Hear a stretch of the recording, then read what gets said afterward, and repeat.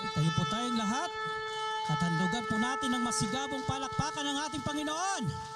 Hallelujah! Woo! Hallelujah!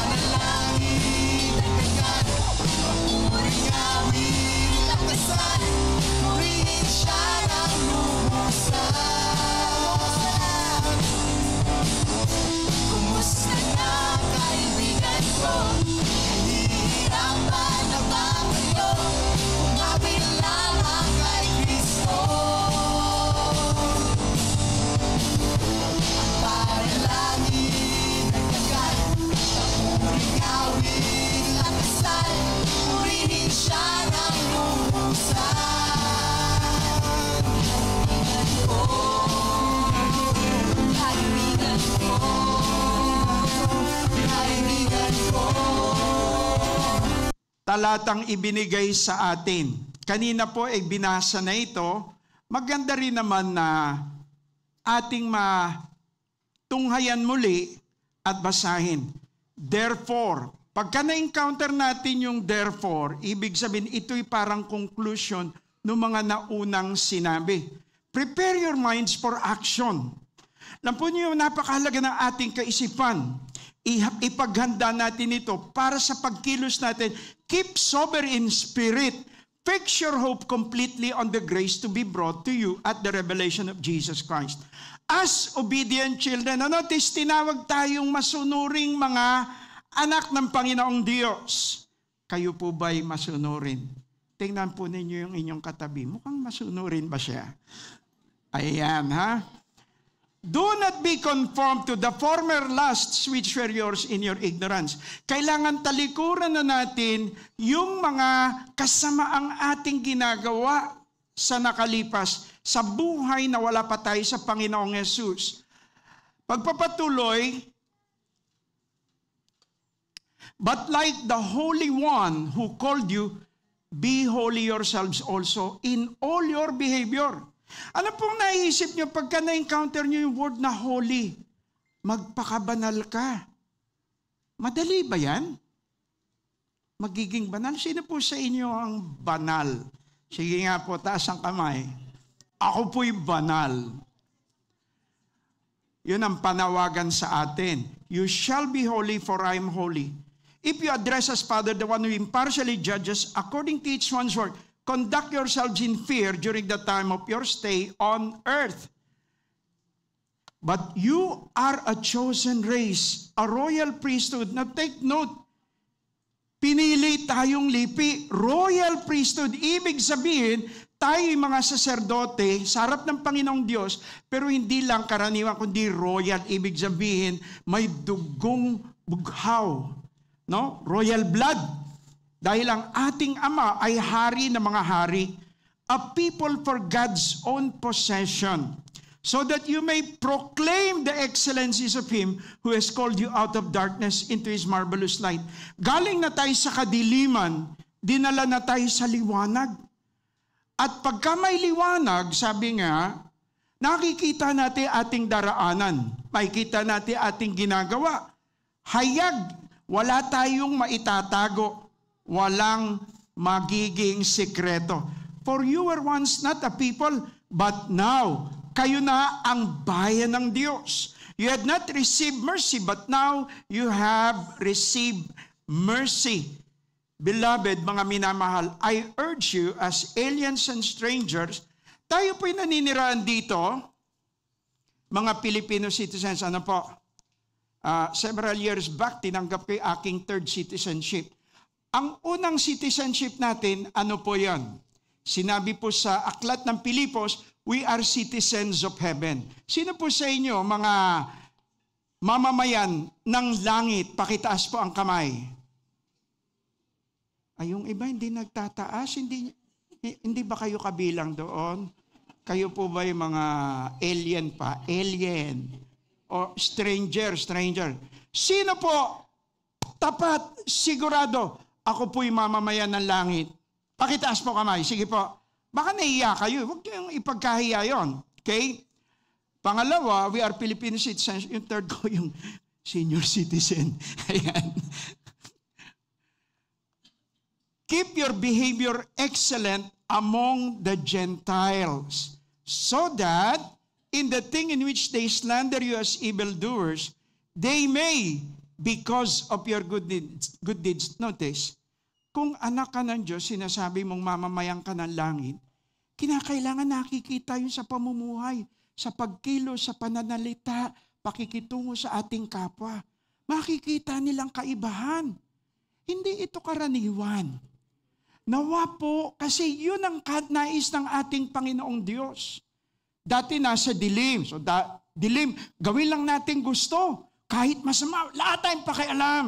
Yung iba ang prinsipyo sa buhay, ganito eh. Gagamit ako ng pangalan, may naalala ko, pero huwag kayong magagalit sa akin. Halimbawa, pangalan si Carlo. Siguro nung una, what Carlo wants, Carlo gets. Di ba? May mga ganyan tao eh. What Dennis wants, Dennis gets. Or what Ronnie wants, Ronnie gets. Pero ngayon nasa Panginoong Yesus, hindi na dapat ganoon. What Jesus Christ wants for me, yun ang gagawin ko. Tayo ay nagpapasakop sa ating Panginoong Yesus, Hari ng mga hari, Panginoon ng mga Panginoon. Upang yung mga tao na medyo inis sa'yo, galit sa'yo, nasubukan mo na ba yan, nagtatrabaho ka, galit sa'yo mga kaopisina mo, wala naman akong ginagawa masama. Dahil hindi ka nakikiayon sa ginagawa nila na mga kalokohan, yung mga hokus-pokus. Kasi kailangan naiiba tayo eh. Naalala ko po yun na nagwo-work ako, galit yung mga kaopisina ko sa akin. Kasi pagkatapos ng trabaho, 5 o'clock, sama-sama pupunta na sa inuman, sugal. Nag-i-excuse po ako, sabi ko, pasensya na kayo. Kung sa sports, basketball, swimming, yan kasi nasa barko po kami noon eh. Sama ako dyan, pero kung sa mga ganyang bagay, at kukuha pa sila ng babae, huwag niyo na po ako isama. Galit sila. Kailangan may tayo. Kung mananampalataya ka, meron kang prinsipyo, tayo ka sa Panginoon. Makita nila, hindi ka katulad nila. Kaya sabi dito, kahit nagalit sila sa iyo, sinisiraan ka, slander, but because of your good deeds na kanilang naobserbahan, they may glorify God in the day of visitation. Dahil yun ang nais ng Panginoon. Whether we eat or drink, whatever we do all for the glory of God. So ito po ang ating tatalakayin ngayon. God's call upon us, be holy. Una, tingnan natin yung expressions of holiness. Paano nga ba yung kabanalan na yan? And then, the practice of holiness, gawin natin practical. Paano natin ito maisa sa pamuhay? Paano ka matatawag? Banal ito eh. Sino sa inyo ngayon magsasabing, ako'y banal? Pakitaas po kamay. Wala na. Hindi bale. Baka hindi nyo pa naintindihan. Ano ba yung ibig sabihin pagka tinawag na banal? Ano ba yung holy? Ayan. So, ready na ba kayo? Pakisabihan mo yung katabi, wag ka matutulog. Kasi baka inaantok na eh. Ganito na lang, okay? Okay lang po sa akin yan. Pag inaantok kayo, tayo kayo. Opo. Kasi kami ni Pastor Nestor doon sa Calvary Baptist, di ba, may mga prayer meeting. Napansin ko nagpe-pray, tahimik eh. Oh, hindi, tahimik talaga. Maya-maya may nag-i-snore na, himihilik na. Kasi sabi ko, pero nung umattend ako isang church, abay, ang ingay nila mag-pray. Sabi ko, ba't ganito? Lalo na nung nagpunta kami sa Korea. Ang ingay nila mag-pray, dumadagundong yung, kahit yung mga nursing mothers, dala yung mga baby nila, maglalatag lang ng higaan ng batain. Nagpe-pray siya, ang ingay. Sabi ko, walang inaantok dito. Sumisigaw sila sa Panginoon talaga, Choyo! Panginoon! Parang ganun ang panalangin nila. Walang inaantok. Buhay na buhay. Sabi ko, may ganyan palang panalangin. Kaya tinawag nila yun. Ano ba kayo dito? Pagka nag-pray kayo, silent night? Or joy to the world? Ayun daw, dalawang klase. Kaya yan. Practice of holiness. Titignan natin, the spirit-filled life, walk of love expressed through obedience, and a life of faithful service. Tingnan muna natin yung expressions of holiness. The first time na mention yung word na holy sa Biblia, ito po sa hermeneutics tinatag the law of first mention. First time na na-mention ang isang salita, it carries with it a meaning carried all throughout the whole scriptures. Kaya dito, sa Exodus 3:5, then the Lord God said, do not come near here. Sinasabi niya kay Moses, remove your sandals from your feet, for the place on which you are standing is holy ground.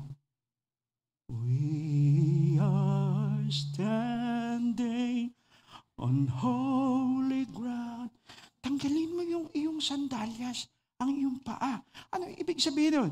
The Hebrew word kodesh ay nangangahulugan, separate or set apart, itinalaga, inihiwalay, sacred, banal, hallowed, or dedicated for God's exclusive and purposeful use. So ibig sabihin ito, itinangi ka.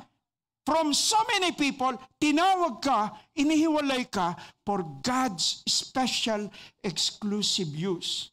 If you're a child of God, kung anak ka ng Diyos, Christian ka, ganun ang ginawa sa inyo, Lord. Out of darkness, out of every tribe and nation and people, sa mga Pilipino, kinuha ka, inihiwalay, tinangi, anak, you are for my own purposeful, exclusive use. Naintindihan niyo ba yun? Yan ang kabanalan o banal. So ngayon, sino sa inyo nagsasabing, ako po'y banal? Pakitaas kamay. Ayon, sa kabila ng paliwanag, marami pa rin hindi nakaunawa. Talaga namang, baka sabihin, nagpapakatotoo lang po. Mas delikado po yan. Sa Exodus 15, holy is God Himself, who is like you among the gods. So Lord, napakarami mga Diyos sinasamba ng mga tao. Kaya nga doon sa Egypt, when God, through Moses, lapitan mo si Pharaoh, let my people go. God was challenging every God doon sa Egypt. 10 plagues, 10 different gods, challenge the Lord. Pinakita niya, yung inyong mga Diyos-Diyosan, Wala yan. There is the one true, living, all-powerful God.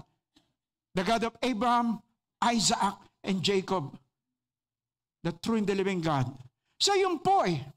Sino ka, Panginoon, among the gods who is like you, majestic in holiness, awesome in praises, working wonders. So dito nakikita natin muli, banal ang Diyos, tangi siya, namumukod tangi. Hindi mo pwedeng ipantay sa mga Diyos-Diyosa ng mga bansa. Hindi ang kapantay.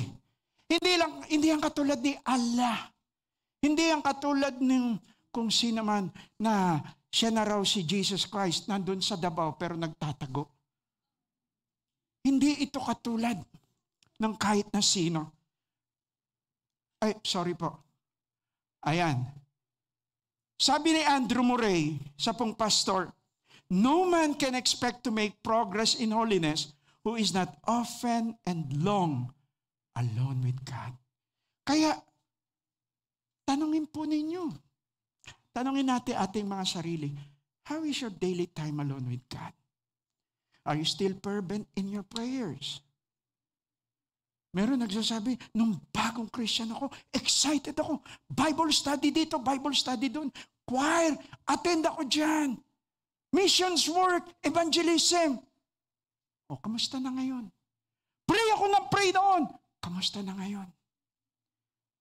Pinapanatili ba natin? Nung bagong Christian ako, sinabihan ako, you cannot count on your past victories. Nakalipas na yun eh. Dapat laging bago ang Diyos. Laging buhay siya. Laging sariwa yung ating relasyon sa Kanya. Kamusta? Sino sa inyo meron daily time alone with God? Nagpe-pray ka, binabasa mong Biblia araw-araw.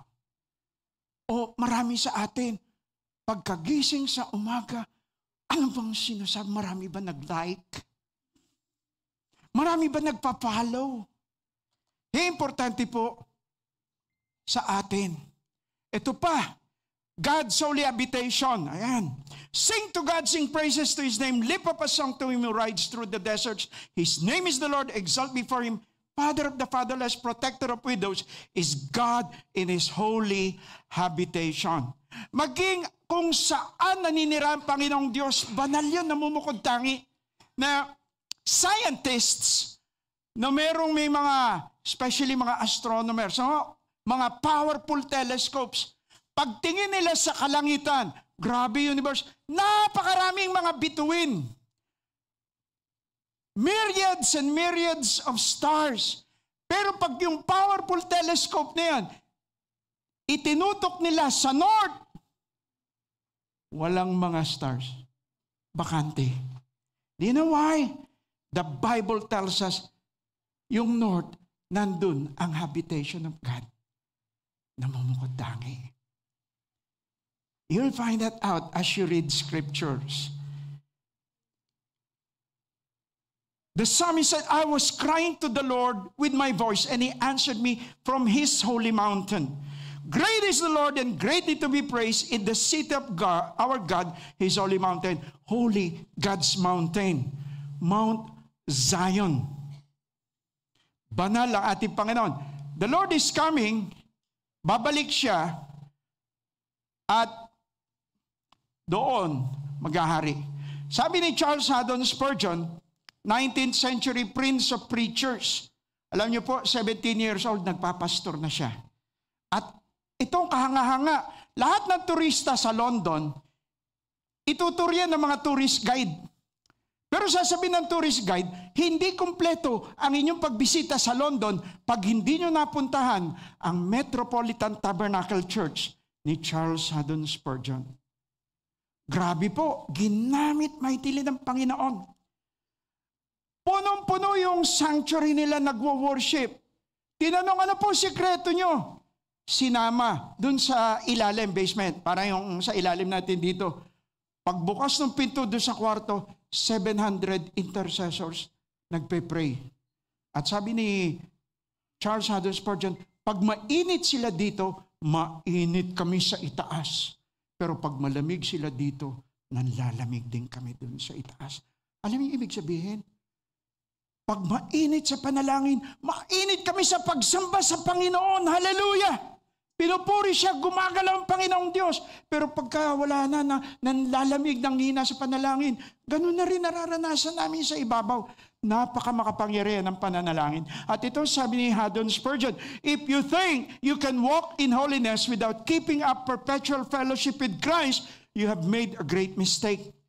If you would live holy, you must live close to Jesus Christ. Kaya nga yung mga alagad, napansin ng mga Hudyo. Ito mga apostol na ito tinatawag. Kahit na anong sabi natin, tigilan nyo na pangaral sa pangalan ni Jesus. Tuloy sila. At grabe ang mga milagro. Yung mga may sakit, gumagaling. Yung mga pilay, nakakalakad na muli. Bulag, nakakita. Kayo po ba may naranasan ng ganyan? Mga milagro ng Diyos? O iniisip natin, wala na mga milagro ngayon. Per century lang yan eh. Teka, nagbabago ba ang ating Panginoong Diyos? Ano sabi ng Biblia? Jesus Christ the same, yesterday, today, forever. Ang Panginoon pa rin kumikilos. And it's the same Holy Spirit who moves in His mighty special way. Kaya nga napakahalaga, maunawaan natin, go back to the Word of God. Spend time with Jesus. Sabi ng mga Hudyo, ito mga ito, hindi ito mga nag-aral. Wala silang mga college degree. But look at them. Very powerful mga preaching lang. And they took note that they had been with Jesus. Kasama nila Panginoon. Buhay ang Panginoong Diyos sa kanila. Makapangyarihan. So, tanongin mo muli yung sarili. Kaibigan, consistent ka pa ba sa pag-meditate mo sa Biblia at sa pag-memorize ng scriptures? Alam niyo po, napag-alaman ko, there are more than 7,000 promises sa Bible. Pag tinanong ka, ilan sa 7,000 mga pangako ng Diyos na angkin mo nangyari, natupad, ano isasagot mo?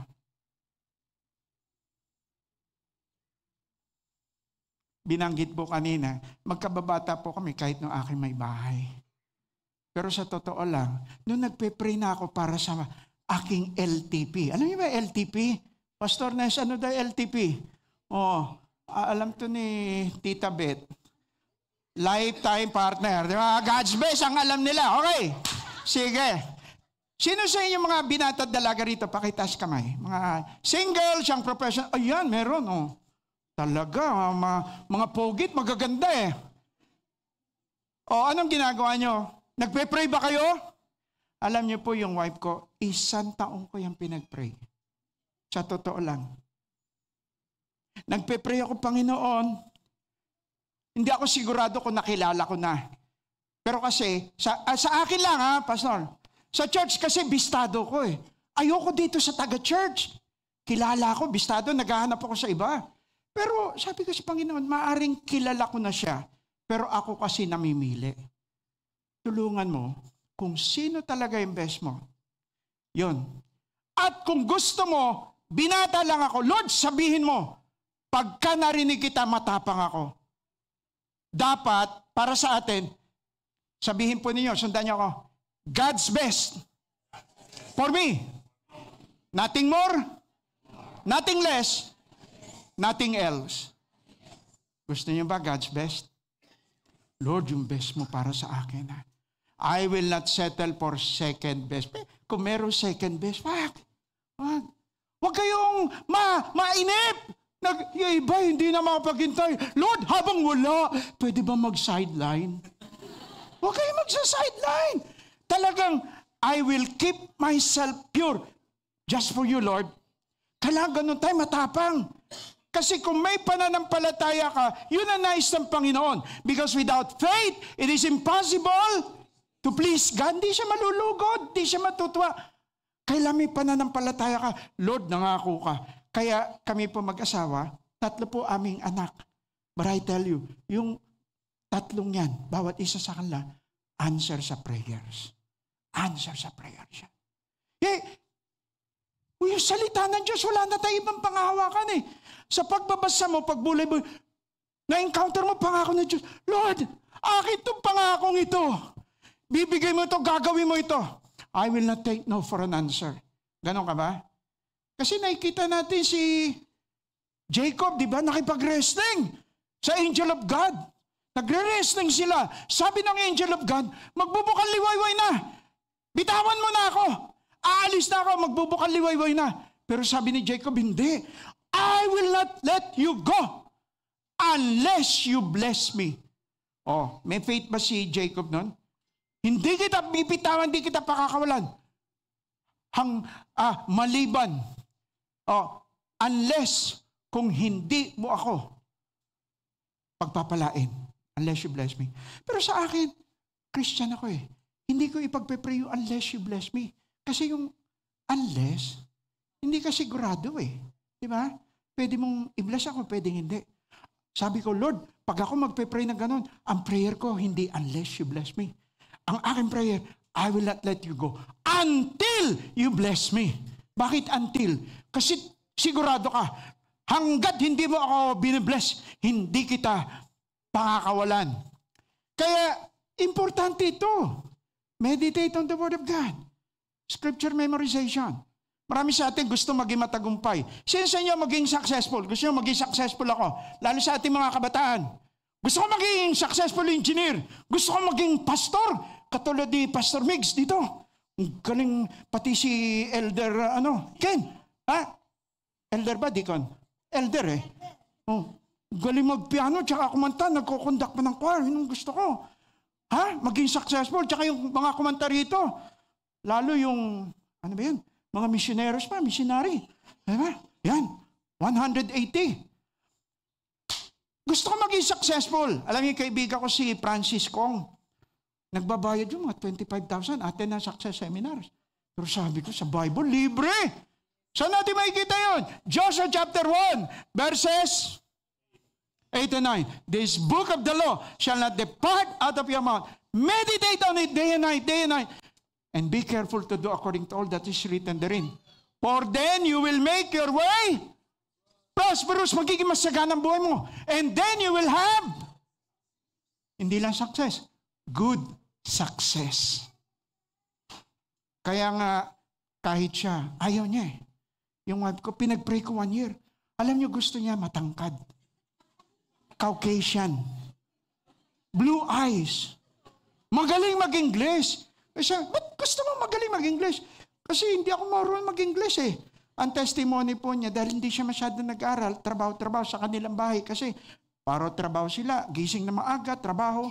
Hindi siya nag-aral. Eh, parang 3 years siyang grade 1 eh. Tama ba? Paulit-ulit. Yung teacher eh, nagsawa na lang. Baka 4 years kita, estudyante, grade 1 pa rin, papasa na kita. Pinasa na siya. Kami, hindi siya marunong mag-English. Nakikipag-patintero, pag-recitation. Ano yung patintero? Nagtatago kay teacher. Yung iba nagtataas ang, ma'am. Siya nagtatago sa likod ng classmate. Patintero. O sabi niya, kasi pag nagkaanak kami at nag-absent yung anak ko, paano ko gagawa ng excuse letter? Hindi ako marunong mag-English. Binigay ni Lord sa kanya, maliit, pandak, maitim. Kakaiba, but I tell you, I really thank God for my wife.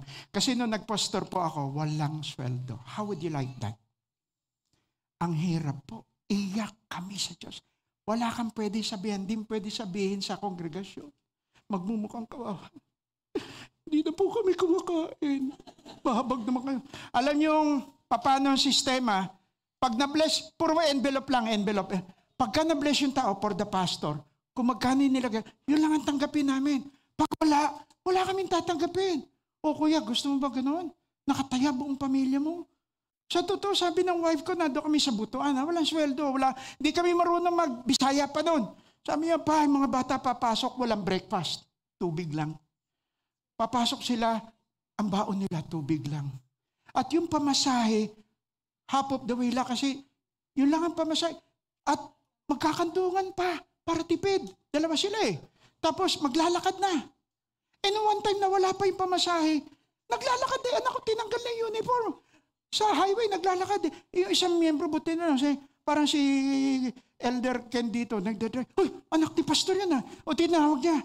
Pag upo daw ng anak ko, yung daladalang Coleman glug, glug, glug, glug, glug, glug. Kawawa naman. Alam niyo, sabi ko, Panginoon, hindi ko kaya ito. Ang hirap. Tapos nung tumira pa kami, yung may-ari ng bahay, sabi niya, 2 years pa lang namin na-enjoy, bagong-bago yung bahay. Pupunta sila lahat sa New York. Iniwan yung 2 aso sa amin. Ang hirap. Sabi ko, Lord, kami pwede mag-fasting. Pero yung mga aso, hindi nila maintindihan. Ba't kami hindi pinapakain? Alam niyo ginawa ng mga aso? Kasi ang ganda ng bahay, tiles. Hinuhubad yung sapatos sa labas. Kaya lalo pag umulan, maputik. Ninahangat-ngat ng aso. Sabi na anak ko pa, yung sapatos ko nginat-ngat. Kaya pagpasok ng bata, sabi ng teacher, why are you not in your uniform? Hindi. Ibang sapatos ang di uniform. Anak, pray lang tayo, pray. Wala kaming masasabihin ng needs namin. Not the church, not the people, not even our own families. Basta lahat ng pangangailangan, sabihin mo kay Lord. So one time, uwi yung anak ko, tuwan-tuwa. Ma, pa, praise God, answered prayer. Yung teacher na nakakita, naawa, kasi may anak yung teacher, estudyante, yung nakalaki ang sapatos, binigay sa anak ko. Ang problema, pag suot niya, ang laki ng sapatos. Sabi ko lang, di bale, anak, gawin mo patong-patong na medyas kahit 5 para magkasya. Sipin niyo yun. At saka, yung mga aso, namamalengke ko, hindi para sa amin. Namamalengke ko para sa mga aso. Yung mga buto-buto. Ay, naku, meron po kayong mga buto-buto dyan. Buti na lang, ginagawa ni Lord, yung tindera,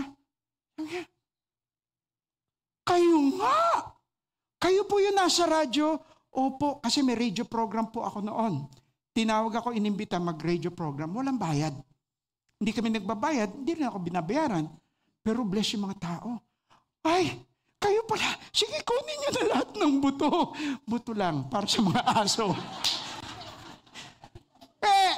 Yun ang kagalakan natin sa Panginoon dahil banal siya at mahal niya tayo. Banal ang pangalan ng Diyos. I will vindicate the holiness of my great name. Sabi nga ng Panginoon dito sa Ezekiel 36:23. Kung tatagal po kasi tayo. Alam, sa totoo lang, yung dati kong church, tinatanong nga sila pastor kanina, gaano katagal po ba ang preaching ninyo? 30 minutes. Ganun po ba? Kasi doon sa dating church namin, hindi minuto kalendaryo, nakataas. Hindi daw 1 oras. Kaya sabi naman nila, hindi bale kasi as the Spirit leads, total anniversary naman Hindi bale. At ewan ko lang, pastor, may handa bang pagkain? Pakakainin ba lahat sila? Hindi bale, pag nabusog kayo spiritually, sulit, di ba? Magsisisi ba kayo? Wag lang kayo matutulog dahil sa Bible, si Eutico nakatulog, nahulog, patay. Pero binuhay naman ni Paul. Okay. Sabi ni Leonard Ravenhill, holiness is not a luxury. It's a necessity. Sabihin po niyo, necessity. Pangangailangan. Bakit? If you're not holy, hindi ka pupunta ng langit. O sino sa inyo? Taas kamay ang hindi pupunta sa langit. Sigurado ka, hindi ka pupunta sa langit. Taas kamay. Nangangahulugan ba? Lahat kayo papunta langit. O holy ba kayo? Itinalaga ng Diyos, make every effort to live in peace with everyone and to be holy. Basahin natin lahat ang kasunod. Go! Without holiness, no one will see the Lord. Kung wala kang kabanalan, hindi makita Panginoon, you will not enter the kingdom of God. At tignan nyo John chapter 3, di ba? Unless a man is born again, he cannot enter the kingdom of God. Pero nung inulit ni Jesus Christ, unless a man is born again, he cannot see the kingdom of God. Kung hindi makita, hindi ka makapapasok doon. Kung hindi mo makita si Lord, hindi ka makapapasok sa kaharian ng Panginoong Diyos. Naintindihan natin? Hindi ito luxury, holiness. Kailangan pala maging banal tayo. Ang ibig sabihin, kung estudyante ka, hindi ka kagaya sa mga kopya-kopya nila. Wag po. Nasa Panginoong Jesucristo po ako. Alam niyo, wag niyong gagawing dahilan ng relihiyon. It's not religion. Doon po nung nagtatrabaho ko sa barko, assigned po ako sa barko, kasi nag-work ako sa Department of National Defense. Ministry of National Defense. Yung barko namin, commissioned vessel. Kaya meron po ako rango. I was a commissioned officer. Pero ito yung humor ni God. Alam niyo po, bago ko naging Christian, sa UP, ganyan po ako noon eh. Makibaka! Huwag matakot! Sino sa inyo ganon nung una? Aktivista. Wala na nagtataas ako. Takot kayo mahuli. Nakulong po ako. Nung martial law was declared, nakulong po ako. Naaalala ko yung mga OFW. Ibalik niyo na ako sa Pilipinas. Nakulong po ako. Lahat ng pangarap ko, gumuhong lahat. Alam niyo ba, when I was in UP, anong tinetake up ko? Bachelor of Science, major in Physics. Sino sa inyo, paborito niya Physics? Dahil ang aking target, diyan ako magwo-work. National Aeronautics and Space Administration. Sa Amerika. Pero lahat yun, kanta ni Basil Valdez. Gumuhong kastilyong buhagin. Lahat ng pangarap ko nasira. Blacklisted na ako, nakulong. Hindi na ako pwedeng mag-abroad. Political detainee. Yung iba sa atin, may trahedya nangyari. Wala na akong kinabukasan. Minolestya ka. Iniisip mo, wala nang buhay, wala nang magmamahal sa akin. Nalugi negosyo mo. Talagang wala ako sa bagay na ito. Niisip mo, wala na mangyari sa iyo. But I want to give you 2 words. Sabihin nyo, after I say it. Gusto ba malaman yung 2 words na yan? Ha? Sino? Gusto ko. 2 words. Sabihin nyo, but God! Sabihin nyo. Ano ibig sabihin nun? Ngunit ang Diyos, iniisip mo, wala na akong pag-asa. Ngunit ang Diyos, I know the plans that I have for you, says the Lord God. Plans for welfare, not for evil, to give you a future and a hope. Panghawakan mo yan.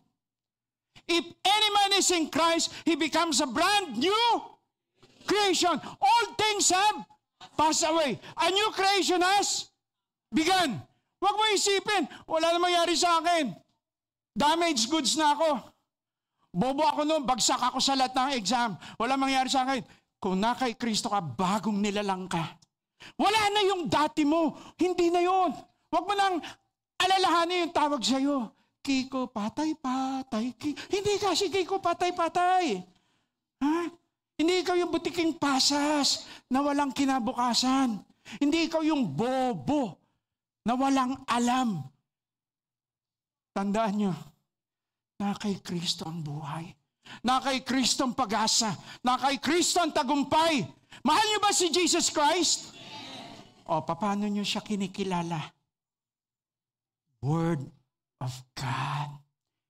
Holiness. O, wala pa tayo sa kakarampot nito mensahe natin. Okay pa ba kayo? Kasi kung sabi, gutom na kami, tapusin na natin to. Hindi na tayo magpapatuloy. Gusto nyo pa ba? O, ayan na. Magagalit si pastor eh. Tapos na rin 30 minutes ko eh. Okay lang ba, pastor? Tuloy. Tanongin mo sarili mo, are you really sure of going to heaven when you die? Sigurado ka ba? Alam mo ba na marami na nagsasabing, kilala ko naman si Jesus, kilala ko si Jesus. Pero maririnig, ito sasabihin ng Panginoon, hindi kita kilala, lumayas ka sa harap ko. Ikaw na gumagawa ng kasamaan. Kasi minsan tayo eh. Lalo ating kabataan. Okay lang yan. Maraming gumagawa niyan eh. Okay, gawin mo na rin. Diba? Okay lang yan. Mahal tayo ng Diyos. God will understand. Ha? Minsan tayo, maintindihan naman ng Diyos eh. But God hate sin. The reason why Jesus died, dahil ayaw niya magdusa tayo sa kasalanan, sa walang hanggan. Sigurado ba kayo? Alam niyo, there was a time, pastor din po ako doon sa kabilang church, sa nauna, hindi po dito sa CCF. Sinabi na, huwag na kayo mag-Bible. Yung mga tao, hindi na Bible, hindi sila masyado maniniwala sa Biblia eh. Gawa mo lang kabutihan, gawa mong kabutihan. Kaibiganin mo. Tsaka na lang yung Bible, tsaka na lang yung gospel.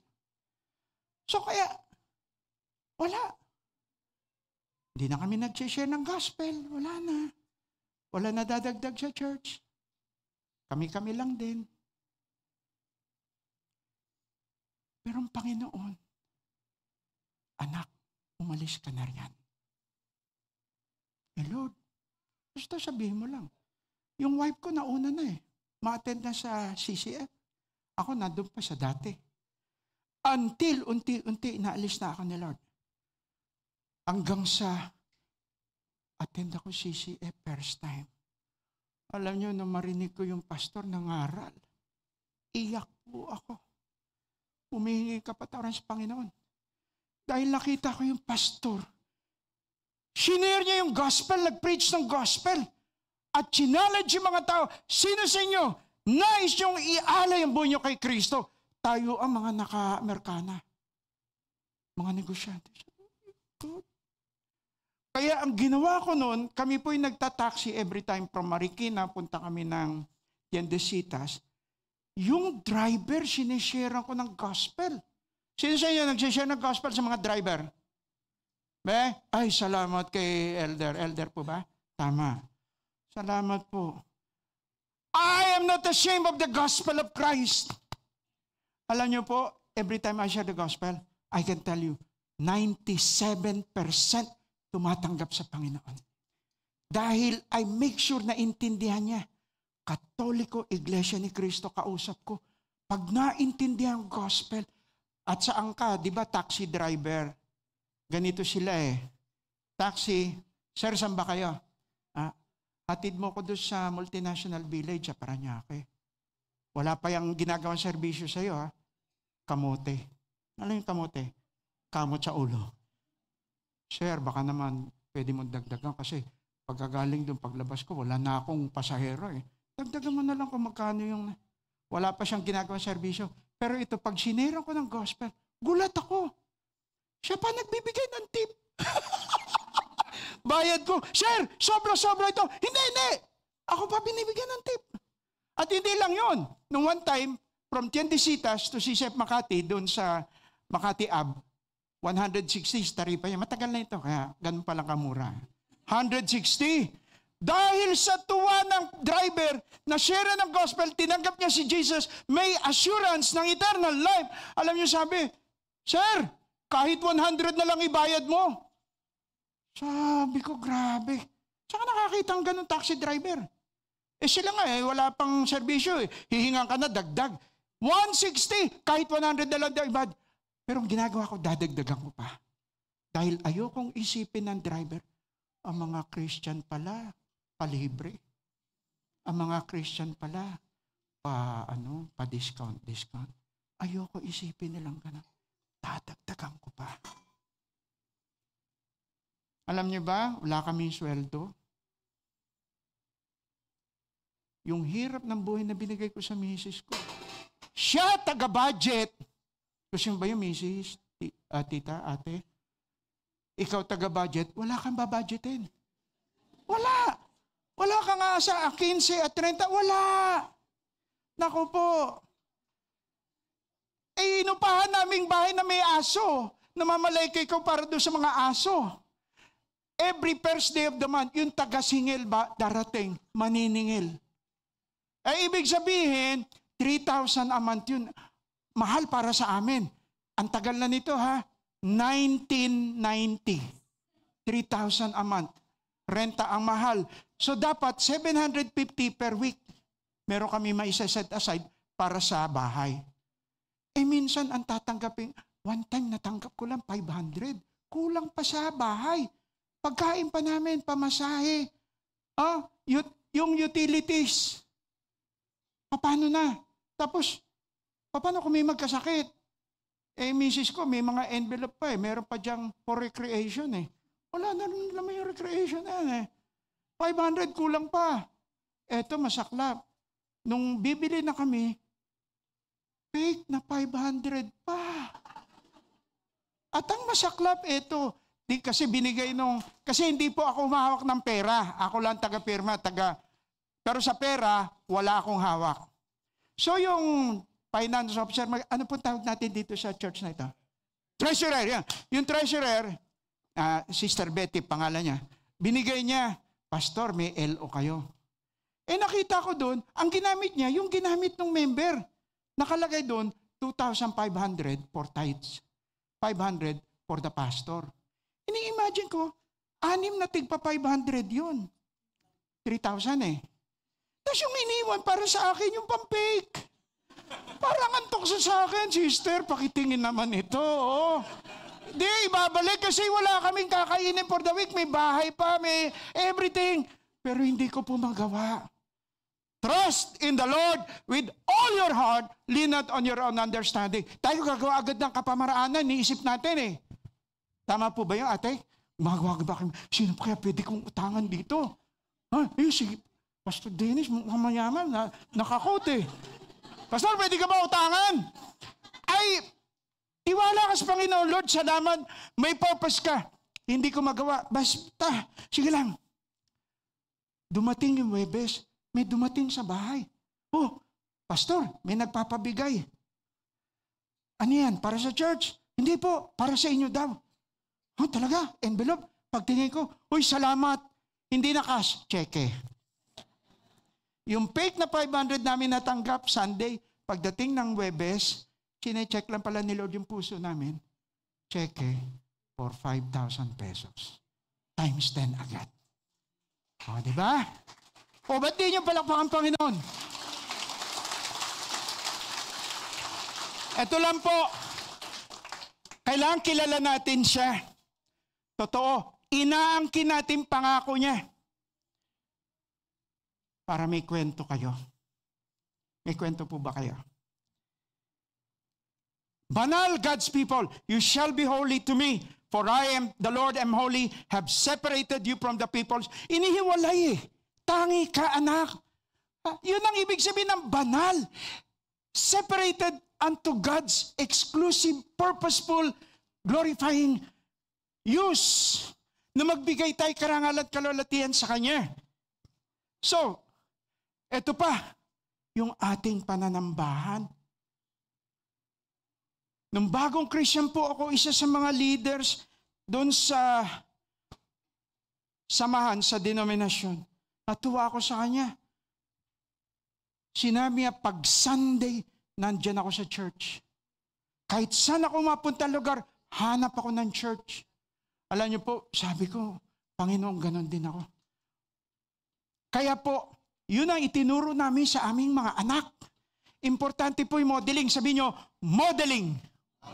Kailan nakikita? Kaya sabi ko sa misis ko, hayaan natin makita tayo ng mga bata na kaluhod nagpe-pray.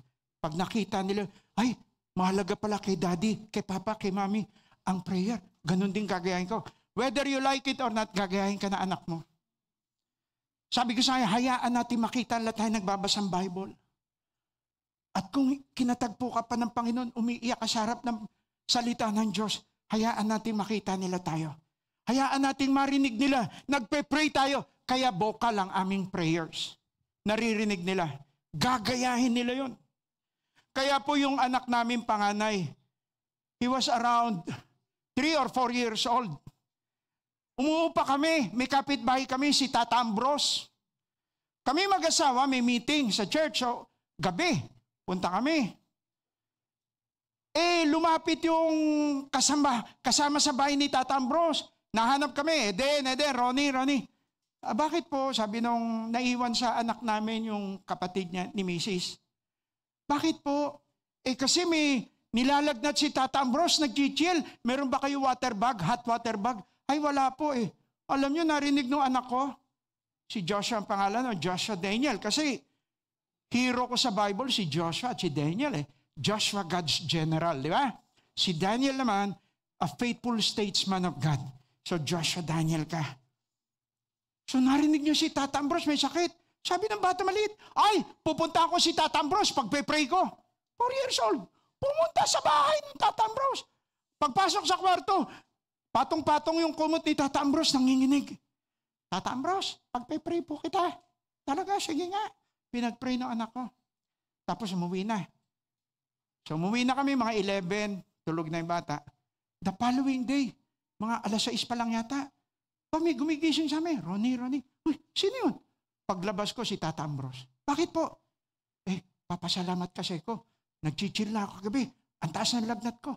Pumunta yung anak mo si Joshua. Pinag-pray ako. Eto ngayon. Malakas na ako. Nakikita yan ng mga bata. If they see you have faith, hindi ka natataranta sa mga problema, anak, okay lang yan, may Diyos tayo buhay. Gawin natin kalooban niya. Gagayahin nila yan. So sabi ni Jerry Bridges, holiness is nothing less than, basahin nyo? Conformity to the character, ha? Yung pagkatao, pagkaugali. Sabi nga ng Biblia, for those God foreknew, He also predestined to be conformed to the image of His Son. Yun ang highest goal ng Panginoong Diyos para sa atin. Maging Christ-like ka. Sabihin mo sa iyong katabi, maging Christ-like ka. Sige po, maging Christ-like, brother. Ha? Sino sa inyo magagalitin? Naku, i-offer niyo kay Lord. Lord, ayoko na maging magagalitin. Sino sa inyo mga marites? Lord, tanggalin mo ito. Palitan mo yung dila ko. Ha? May mga addiction tayo. Pornography. Immoralidad. Alam niyo po, kakahiya. Pero nahulog ako dyan. Sabi ko, Lord, patawarin mo ako. Hindi ko sasabihin, okay na okay ako. Struggle ko yan. Kasi pag sinabi mong, wala na sa akin yan, lagot ka. To him who thinks he stands, take heed, lest you fall. Nung pong pandemic, sabi ng Biblia, examine yourselves whether you are in the faith. Tinanong ko talaga si Lord eh. Ito lang, pandemic. And I've been serving God since 1987. So 47 years. Sabi ko, Lord, totoo po ba ako? Pero ang dami ko nakita milagro ng Diyos. Kaya nga, sabi ko sa inyo, wala kaming sweldo. Yung wife ko taga-budget, walang babudgetin. Pero tapat siya sa Panginoon. Pag kami natanggap tithes and offerings, one time tuwan-tuwa ako, sana narinig ko sa kanya, Pa, nakapag-ipon ako ng $1,000. Talaga? Wow! Sa isip-isip ko, meron na kami 50,000. Hallelujah! Pero hindi pa pala tapos yung sasabihin niya. Kasi sabi niya, nakapag-ipon ako $1,000. Tuwan-tuwa naman ako. Pero sabi ni Lord, bibigay natin to sa church. Alam niyo, pagka ganon, kasi nagtitiwala kami sa isa't isa, pag sinabi niya na, sabi ni Lord sa akin, igagalang ko yun. Ganon din naman siya, pag sinabi ko, eto sabi ni Lord, igagalang niya. Kaya nung sinabi niya, nakapag-ipon ako $1,000, hallelujah, ang sayas ako, maangat na yung aking kaisipan, puso ko. Pero sabi niya, ni Lord, bibigay natin to kay Lord. Napapalunok na lang ako. Ganun ba sabi ni Lord? O di sige, bigay natin. But I tell you, God is a faithful God. We can never outgive the Lord our God. Tandaan niyo yan. We can never outgive. Yung wife ko, dahil tapat sa Panginoon, nakapag-save ng 400,000 pesos. After 20 years, bumalik kami rito sa Marikina. Wala kaming tirahan. 14 times kami palipat-lipat and my wife prayed, Lord, bigyan mo na po kami ng bahay. Pakita mo, tapat ka sa iyong mga alagad, hindi ka nagpapabaya. At sabi ng Lord sa kanya, huwag ka mag-alala, bibigyan ko kayo ng bahay. Akala niya may magbibigay sa amin, bahay, gawa na. Hindi pala ganun. Papatayo ka ng bahay, 400,000. Okay. 2011, 400,000. Pastor, pwede ba yun? Papatayo ka ng bahay, 400,000 lang. Sa isip-isip ko, baka kulang pa yan sa pundasyon eh. Hindi kami umutang. Hindi kami nag-advertise. Magbigay naman kayo. Wala pong ganon. But today, I tell you, 400,000, we live in a 3-story house. Walang utang. Miracle of God. Because that's how God blesses those holy, separated by God for His own exclusive use, at tapat ka sa Kanya. Ginagawa mong kalooban niya. Hindi dahil sa kung ano matatanggap mo, kundi dahil mahal mo siya. Sino sa inyo? Gusto kong ganyan, mahal ko si Lord. I tell you, wala kaming sasakyan. Lahat ng taxi driver, sinesharean ko. Grabe. There was a time, sabi ko, January po yun. Pray na tayo kay Lord, bigyan tayong sasakyan. Wala tayong pera, hindi ko alam paano, pero hingin natin kay Lord. At ang tapang ko pa, that was January 2015. Sabi ko, hingin natin kay Lord, bago matapos yung first quarter ng 2015, nandiyan na yung sasakyan. Ano yung first quarter? Hanggang March 31. Tama po ba? January yun. Pray kami. I tell you, yung sense of humor ni God during my third citizenship, sabi sa akin, halika. Bakit po? Punta kami sa basement parking. Ayan yung kotse, ito susi, gamitin mo na. Pati gasolina, sagot niya. Ayaw niyo ba yon? Kaya lang, power steering. Nung pinaayos ko, sabi nung mekaniko, Pastor, kaya naman pala laki ng mga braso mo eh. Power steering ito eh, hindi power steering eh. After 6 months, binalik ko na. Hingin na tayo kay Lord. Bigyan niya na tayo kahit second hand, sarili sakyan. Nagbigay si Lord. 2021, sabi ng wife ko, yung second hand na nabili natin, magre-retire na. Siguro, palitan natin kahit second hand ulit. Aking second hand. Pero alam niyo, binigay ng Lord, brand new. Wala kaming utang nun. Because we can never outgive the Lord our God. Sabi mo sa katabi mo, you can never outgive God. You can never outgive God. Minsan tayo takot. Do not live by sight, live by faith. Ano ibig sabihin nun? Pangako niya. Lord, ito pangako mo, gagawin mo ito. Okay, let's continue. Are you aware? Your body is a temple of the Holy Spirit who is in you, that you take care of your body. Do you take steps to flee youthful lusts and not give in to temptations of the lust of the flesh, the lust of the eyes, and the boastful pride of life? And do you worship in spirit and truth? Minsan sa atin, sa bahay na lang ako, total, kahit, wag po ganon. Yung youngest child po namin, anak ko, pinadala na opisina sa Australia. First Sunday niya tuntua, Mapa, praise God, meron church dito ako nakita. Evangelical church. So nag-join siya. At kami natutuwa dahil sinabihan namin sila, kahit saan kayo naroon, pag Sunday, go to church, attend with people who love the Lord. At ganun pong ginagawa nila. Sabi ko, Lord, thank you. Dahil yan ang sabi ng Bible, train up a child in the way he should go. When he is old, he will not depart from it.